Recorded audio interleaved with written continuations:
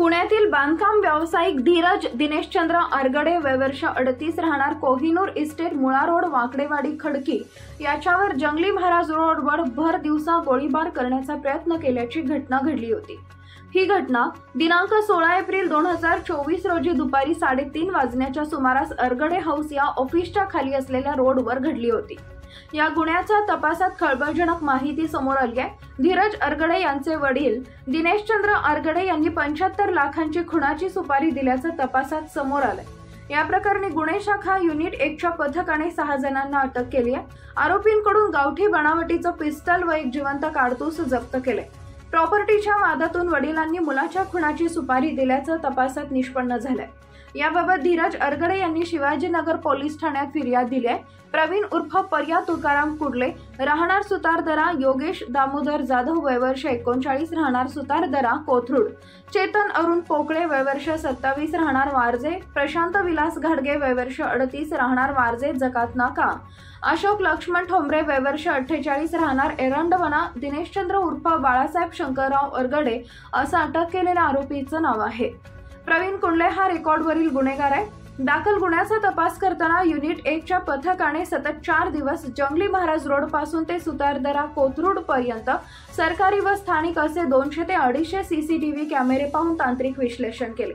त्यानुसार गोळीबार करणाऱ्या मुख्य आरोपी प्रवीण तुकाराम कुडले, योगेश दामोदर जाधव त्याचा साथीदार वय वर्ष 39 आणि आरोपी प्रवीण कुडले याच्याकडे केलेल्या तपासादरम्यान काही दिवसांपूर्वी चतुश्रृंगी पोलीस ठाण्याच्या हद्दीतील स्काय स्टोरेज हॉटेल पाषाण या ठिकाणी देखील त्याने त्याचा साथीदार चेतन अरुण पोकळे वय वर्ष 27 राहणार वारजे याच्यासह फिर्यादी धीरज आरगडे यांच्यावर चाकूने गळ्यावर वार करण्याचा प्रयत्न केला। मात्र त्यांनी वार चुकवल्याने त्यांच्या मनगटावर चाकू लागल्याने जखमी झाले। पोलिसांनी चेतन पोकळे याला ताब्यात घेतले।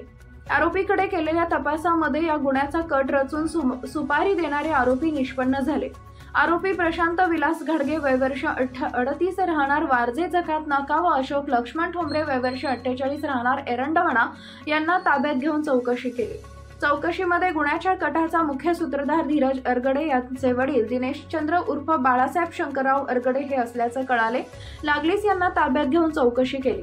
चौकशीमध्ये त्यांनी मुलगा धीरज याला जीवे मारण्यासाठी 75 लाखांची सुपारी दिल्याची कबुली दिली।